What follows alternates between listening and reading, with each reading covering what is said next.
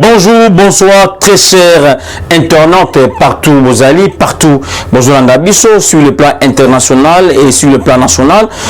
Les alliés, Oyabino, président Kennedy, Moutou a Bengala Kabila pouvoir et puis Moutou Azali coïncide toujours arrestation immédiate à M. Kabila au sein de la République démocratique du Congo. Lelo,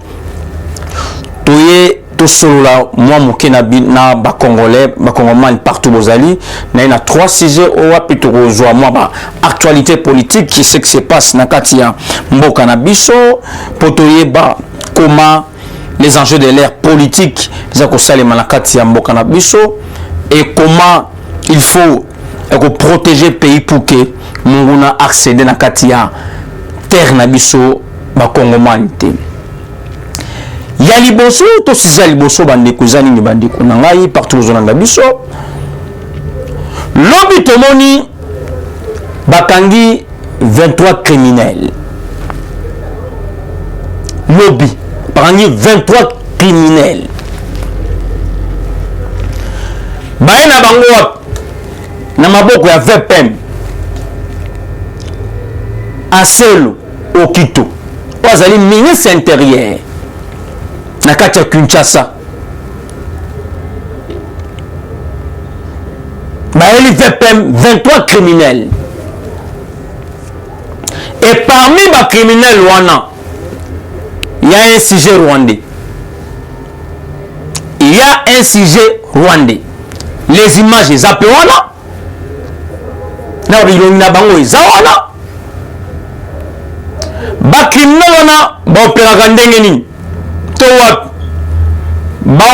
à partir du Congo central, na Kinshasa. Bakriminel wana. Bazo opéra à partir du Congo central, na Kinshasa.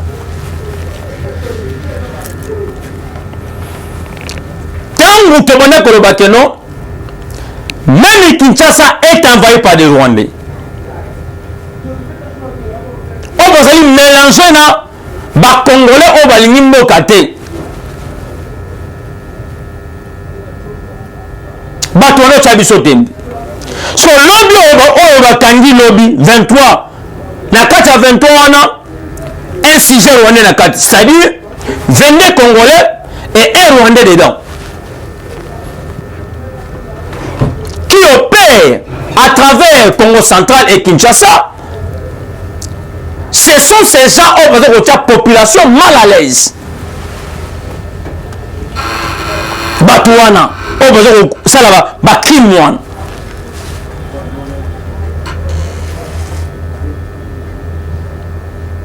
Même Nicolas, c'est comme 21h, 22h, même 20h même. Baso kwa lever na Kinshasa na baketch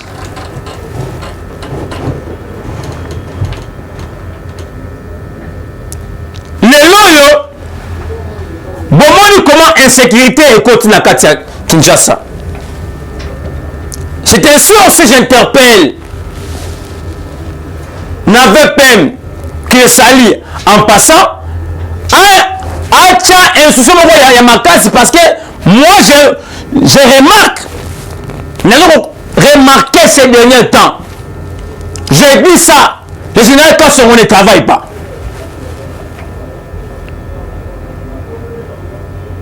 Le rôle de la police c'est pour sécuriser le civil.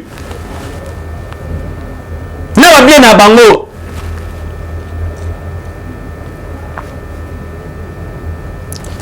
Si on peut encore ajouter, même dans les services à renseignement, sécuriser, c'est parce que, tu sais qu'on a un niveau, on avait un sujet, on a la carte, il y a 23 personnes au Rwanda.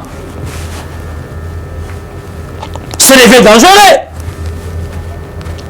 Ça devient dangereux. Et ces gens, Balobi, Bazali coopérer en Congo central na Kinshasa, c'est-à-dire on décide Congo central na Kinshasa.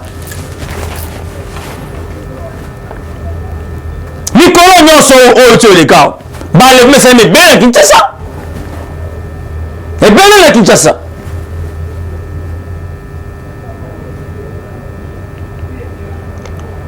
Or, ce que nous parlons chaque jour ici, ce que nous disons chaque jour ici, tu ne comprends pas rater. Tu vas comprendre la cima, les cambles communes, tu vas comprendre. Ah, t'es pas la raison.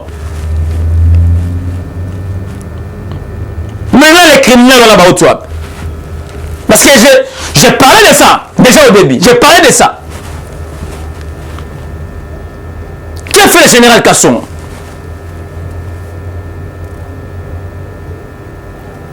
Et que fait l'inspecteur général de la police? Renseignement à la Kouloutou, VPN à Kinshasa. Papa Nabiso Aselo au Quito. Destruire la police naïe. Destruire la générale de la police na Bangoan. De mettre une commission ou une sécurité en place et contre la même chaque pourquoi. Même dans ma poire périphérique, à la wana.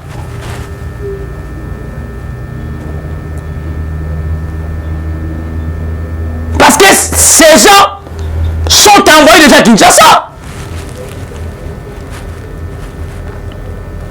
Il y a d'autres gens qui sont en train d'enlever les gens. Ah, il y a Mitendi Kuna. Les cas de ma campagne Mata, Bango Banakuna. Donc, on a site dans la Kuna, place au Cambo, on va na Bango. Si on a la chance, bah libérer, bah on va voir. Si on a ma chance, bah au mieux.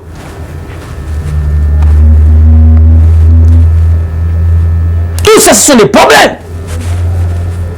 Tout ça, on a un problème. Et si la criminalité est au sein de la capitale, mais c'est déjà dangereux. C'est déjà un dangereux pour le pays. Et le danger pour la Moka. Quand on vous dit que non, ici à Kinshasa, nous sommes envoyés par des rondeurs criminels. Partout. Faut si c'est on dans mon corona. La carte de criminel là parmi ma corona a outil rap. C'est là où il y a un problème. Parce que quand on vous dit, bon ça je m'en ramène en aventure. Mais il y a des choses qui se font sur le terrain, sur coulisses. Et nous, on doit penser ça. On pense à la bino sans toi, on dit ça la bino. Bino on mais biso ko la tête, on dit ça la bino que makambu ya bato yo envahi Kinshasa. Baza na biso vous devez faire votre travail, c'est parce que vous êtes payé pour ça, pour sécuriser le territoire, pour sécuriser bisca tout un moka.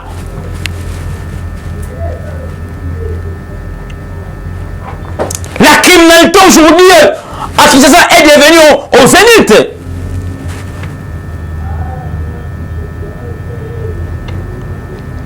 Service à renseignement en Mboka. La police. Armée. Bonjour Salanini. Est-ce que vous avez sauté? On est en train d'enlever les gens ici à Kinshasa sans le savoir. Pendant 21h, 22h.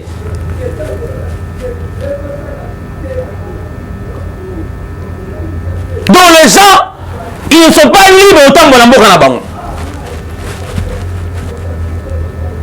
Parce qu'il y a un groupe d'individus qui veut les massacrer, les tuer sur place.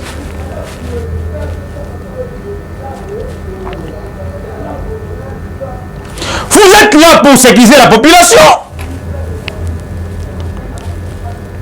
Vous êtes payé pour ça. Mais si aujourd'hui cette population n'est pas sécurisée ici, tout ça va tomber sur nous. Votre rôle est pour mieux contrôler les entrées et les sorties de tout un chacun. Qui sort, qui entre. Mais tant que déjà Batola a déjà remis dans la Congo central à Kinshasa, bon, combien va vomi, bon, combien va piller, quand la moka, combien va jouer dans moka, combien va jouer encore dans la Congo central.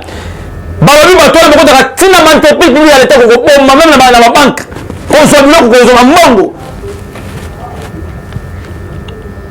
Mais il y a la police. Il y a la police. Oh, Batouane ça, Batouman boy, il y a un rapido, il y a un ravagé, maman mouké. Maman mouké. Maman mouké. Maman mouké ma casse. Mais on ne comprend pas. Tu comprends? On ne comprend pas. Pour éviter tout le vanille. Pour que vous cabisso. Nous sommes là pour nous informer. Nous sommes là pour informer à la population congolaise. On a fait privé parce que c'est rien temps ici. Bateau Maï Mabé. 19h, 20h, Zananda. Je m'adresse maintenant à Kinois et Kinois. Parce que ces gens sont devenus vraiment terribles à Kinshasa. Quand on a candidat à 23 ans, on dit combien on 23 ans les a monté. C'est plus que même 23. C'est plus que même 23. Parce que 23 les a monté. C'est plus que même 23.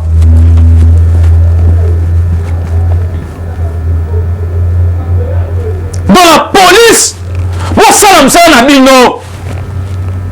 Service à renseignement, ça me semble à bino. Si vous voulez, il y a qu'un projet système pour vous faire songa. Pour vous kaba, mais civique ou non. Faites-les. Faites-les. Vous savez un mot. Parce que ces civiques, si vous avez bien, ils sont financés quelque part. Parce que je me pose la question, bah arme bango ba bango wapi. Parce que bango est pas banan.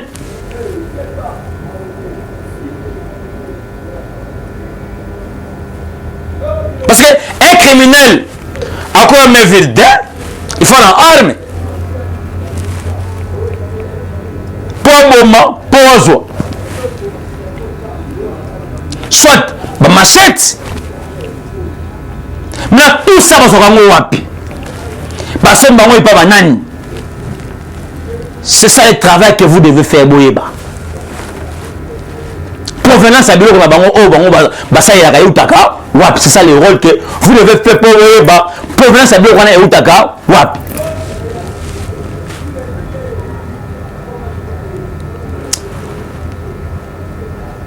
Les loyo quand vous allez au baka chaque jour. Il y a des informations que nous avons la potion à Bissot, qu'il y a un groupe de sujets rwandais qui aurait envahi la Mpanzi, la frontière, la Bangola, la Mpanzi, la Bissot, la Mwanda, tout ça, le Magan. Bon, tu vas te et là, bateau bazo sala kuna bazo mona ke oh c'est rwandais. On ne même pas qu'à auto mona babilonné ça et ça va rwandais. Nous avons toutes les informations possibles.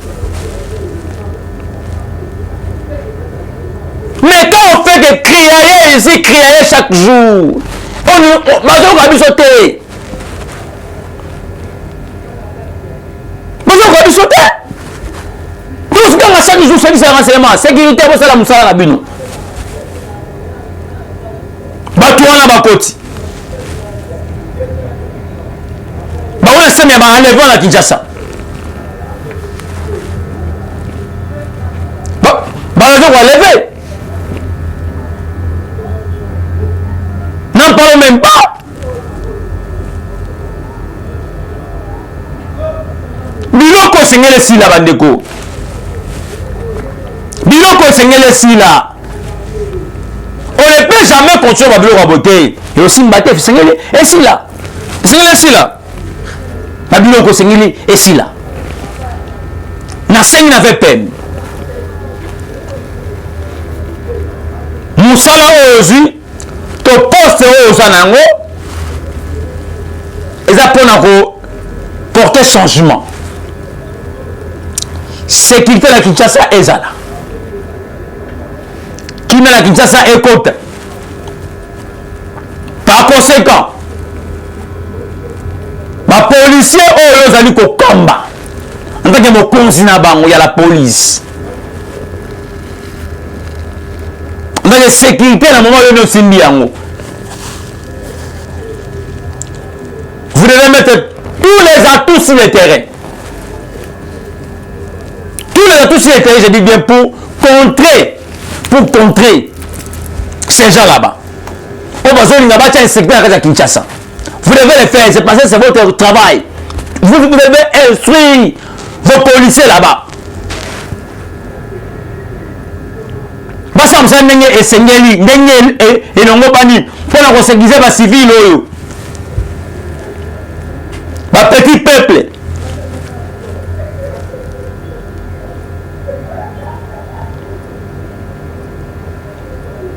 Place où tu ne fais jamais d'insécurité aux alatés.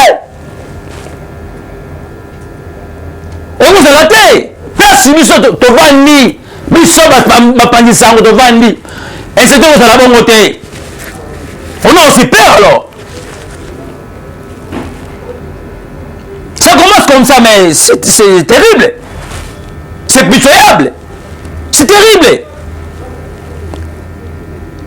Tu sais ni Moussala et Salema. Tu sais ni Moussala et Salema. Et Salema Makassi.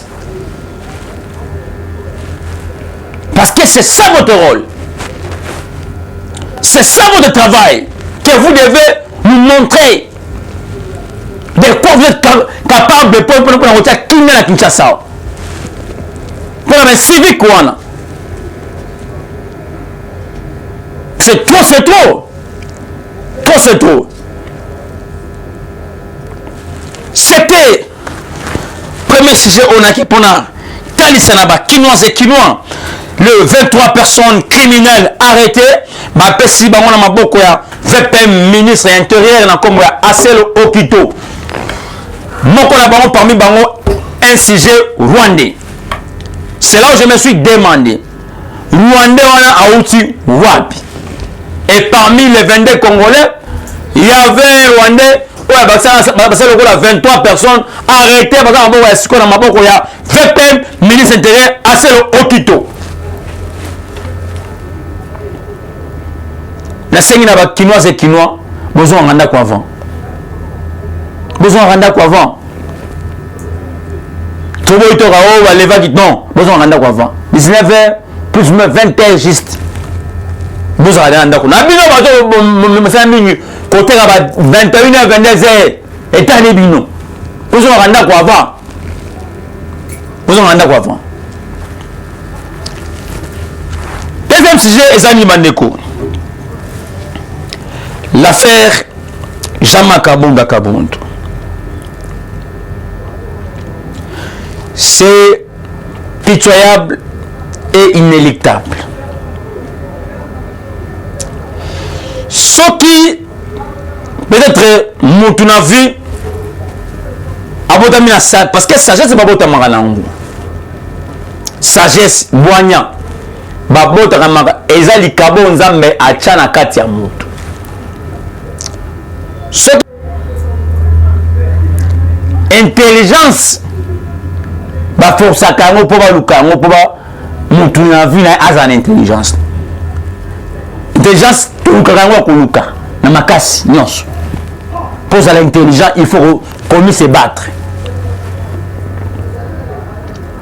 Ici j'ai remarqué Kaboum na sagesse aza nango te, na intelligence aza nango te. Pourquoi je l'ai dit? Si Kaboum était intelligent, je dis bien, si Kaboum était intelligent, on ne pouvait pas arriver dans le stade haut comme il est lourd. Si Kaboum, je dis bien, si Kaboum était intelligent, ou si Kaboum avait de vrais collaborateurs, alors comme le stade haut il est lourd, à comme il est le collaborateur tenté, ba collaborateur ba tenté, Kande Makambu et comme il avocat au Kaboum, qui va tenter les avocats Tintin. Comment Assemblée nationale a eu combien de Kaboum? Tout le bosso va bengisio, ya kanan oye bisabiso. Tout ce que tu es en train de dire, les alliés voient dans le kouta. Au moins aucun. Assemblée nationale, ba collègue va bengisio. Place et battre la cabine dans Mibel comme appelle Monsieur Kaboum Yakananou. Les stations solaires, ni nous avons ça les Makuna na eu de PS. Bon, la ligne na eu de PS yango. Kaboum yo teti. Kaboum yo l'équipe nous surtout au bout aucun. Vous avez dit au saboter leurs collègues na you. Oh même le cœur na niveau. Même na Mayel, même na Boigna. Au saboter bango. Les gens comme qu'on tweetait que justice est comme instrumentalisée. Et comme une justice est un individu. Mais tu as oublié que tu avais refusé étant en Assemblée nationale. Et bien ce n'était pas justice de Bensaïto, c'était l'Assemblée nationale. PG, comme l'Assemblée nationale, bio Assemblée nationale. Pour faire ce dossier wana so na ba ba avant que ba pesa dossier na pas na bango ba benyo na yaka no o sa bango qu'est-ce qui se passe aujourd'hui c'est pour avant que bango ba pesa rapport na bango na PG mais boya et mayolo le ba qui contre mon Konzamboka ou toi le chef de l'état au sana ki yango que ça peut te créer un problème. Ça va oublier ce que ça peut te créer un problème. Vous savez qu'il y a quoi? Aujourd'hui, maintenant, ça devient un problème terrible pour toi. Les lois, c'est terrible, les lois de l'Assemblée nationale. Que tu ne viennes pas, l'Assemblée nationale fera une commission pour le ce qu'on va unité surtout en tant que député ou en tant que député national. Lélo, voulu ou pas, ou vouloir ou pas, on se vient de là pour na kolongola ba unité en tant que député national. Et par là tu es intelligent. Pardon, tu es intelligent.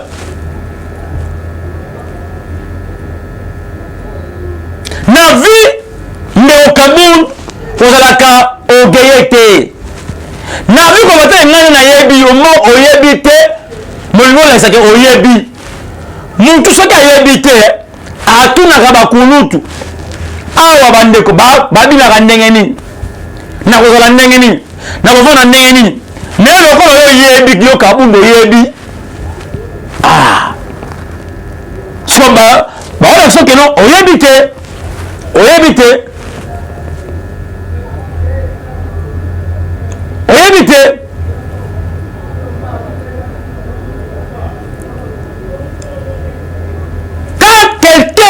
son opposition, il ne doit pas s'attaquer au président de la République. Attention, pour un vrai opposant, évitez de s'attaquer au président de la République. Attaquer gestion, non pas la présidence chef de l'État. Il mérite le respect en tant qu'une autorité de la République.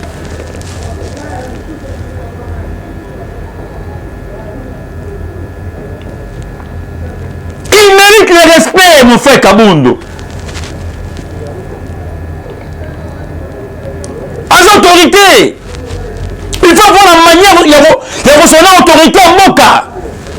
À sa camarade, n'a pas.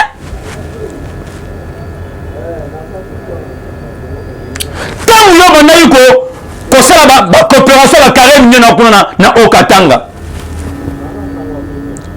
Est-ce que le président de la République a dit informé? Tant que vous avez koiba na quelqu'un qui a minéré kuna.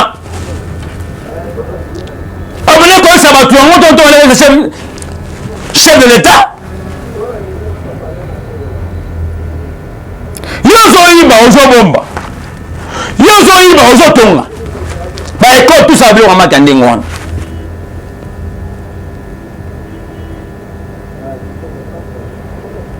Lelo yo osali ba vie na yo, on va finir chef de l'État.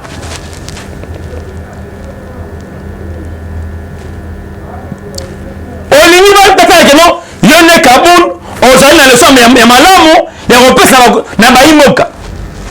Mais aujourd'hui comme ça, mon frère, aujourd'hui comme ça,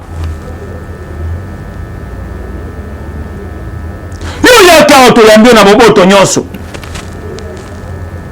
Na mabe na malam to yamba yo awo. Oyebi mayo osala aba yo to na niveau à pouvoir o to comme yango lelo. Oyo sala mo position contre mo kozambo oyebi yango. Mais amela kaka.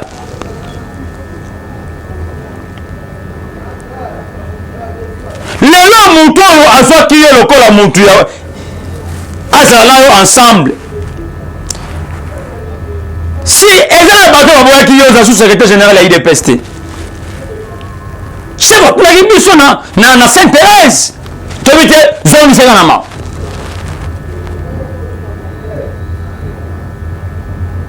Même s'il y a un problème de Kabundu, et c'est à la niveau honnête. Attends, il y a un moment il était dans des gaz zéro néni. Parce qu'il y a un sous temps où tu as une autorité. Oh, on a le balangan. Il y a un moment comme Aben a onde et Bengan sur la UDPS. On passe là où tu as maman a dit ce maman Marx. On manque maman respect pour mettre des choses. Parce que biso bana na eto ni mango. Biso bana maman to ni mayango. To ni mango te. Parce que maman ya boti biso tango to boli mutu ba pina mutu na ye. Et c'est la catastrophique au Cameroun. Parce que je dis que ma belle est au fini maman, Malamoko envoûtement est là-dessus. On est que tu as un pasteur qui semble la peau na yo, au bout na yo, le roi teti, on dit que non, ah vous savez tout ça déjà bien que ma belle est là-dessus, on s'en tombe bimba, tu n'as souki.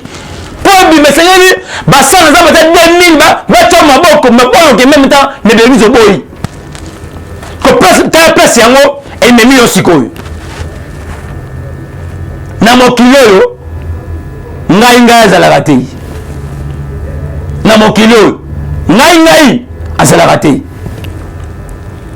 c'est même comme qui ça na vie. Comme tout mon raté na vie parce que somme de ma mine na vie keba pa ozali wana pona mutu nyonso. Pa ozali wana pona mutu nyonso.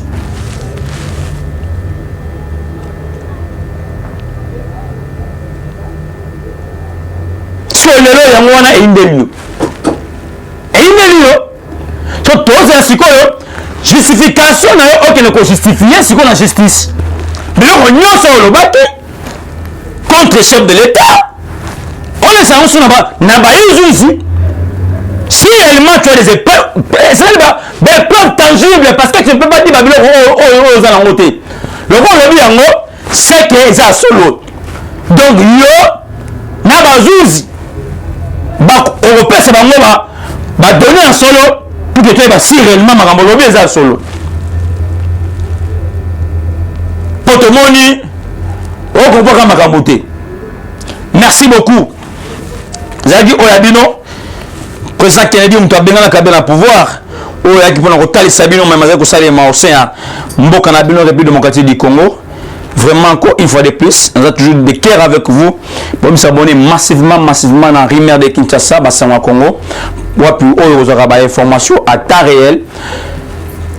Na pesi mbote nanga na co-présidentiel Mamadou Liziaki on va pas pesa mbote belé puis sans oublier le président de la République Fatih Beton Kontombo Mama Mukish donc mutozo bunda pour que mboka Congo ezonga ndenge zalaka seria Léopoldville donc Nzamba Sunga Nzamba Koko abattre la pesi mbote pena à mon secrétaire général Augustin Kabouya mon abouti AK47 donc la conférence du chef de l'État quoi mutozo sala ki lelo UDPS et comme la permanence partout sur les cas, il faut permanence à UDPS à la. Donc c'est bon, c'est déjà, maman va bien toujours le candidat en Guana, après c'est un mot télé, et puis sans oublier, madame Nana PCB, et puis na Alvin, moi la colline, et puis toute l'équipe, et la voix, et toute l'équipe, il y a Sama Congo, il y a Remède qui s'appelle Bambote Belé, puis 43, 85, 11, 79, tout ça 40, puis 43, 85, 11, 79, tout ça 40, puis 43, 85, 11, 79, tout ça 40. Merci beaucoup, ciao, à la prochaine. Eshima, votre magazine qui bat au rythme de l'actualité. Une réponse à vos besoins en information, un éclairage dans divers domaines. Impartial, documenté, instructif. Eshima au cœur de l'info. Dans la nouvelle édition, Eshima Magazine présente dans ses colonnes les réalisations d'un ministre du numérique, pionnier de son portefeuille. À la une, Eberhard Kolongele engagé à matérialiser la vision du président Tshisekedi dans le secteur du numérique. Dans le souci de faire du numérique congolais un levier d'intégration, de bonne gouvernance, de croissance économique et de progrès social, une vision du chef de l'État, Félix Tshisekedi consignée dans le plan national du numérique à l'horizon 2025. Le ministre du numérique, Eberhard Kolongele, a mis les bouchées doubles pour sa première année passée à la tête de ce portefeuille. Un bilan dressé en 9 points, parmi lesquels la mise en place d'un cadre juridique du secteur dénommé Code du numérique. Dans une interview exclusive accordée à Eshima Magazine, l'ancien directeur de cabinet intérimaire du président de la République revient sur la mission principale dévolue à son ministère et comment il est arrivé à l'élaboration de la feuille de route du programme de transformation numérique de la RDC. Autre titre à découvrir, mobilisation de recettes, DGI, Barnabé Mouakadi, 2 ans de pic inédit. Le 16 juin 2022, le directeur général des impôts Barnabé Mouakadi Mwamba a totalisé 2 ans à la tête de la DGI. Sous sa direction, la mobilisation de recettes a atteint des pics jamais réalisés pendant les 24 derniers mois. Une courbe ascendante quasi permanente malgré le contexte difficile lié notamment à la pandémie de Covid-19. Autre performance à découvrir dans Eshima, c'est le 2 ans d'une lutte sans merci engagée par l'IGF contre le détournement des deniers publics. Découvrez un résumé des actions menées par l'équipe de Jules Alingueté et Victor Batoubenga ces 2 dernières années, conformément à la vision du président de la République, Félix-Antoine Tshisekedi. Ce qui a conduit à la réduction sensible des détournements en masse opérés par les prédateurs des finances de l'État. À lire également, élection 2023, Denis Kadima va corriger les erreurs du passé. À 1 année et demie des nouveaux scrutins en République démocratique du Congo, l'équipe de la CENI dirigée par Denis Kadima s'emploie à perfectionner les opérations électorales afin de corriger les erreurs du passé et changer l'image de cette institution. Eshima Magazine, un nouveau standard d'information.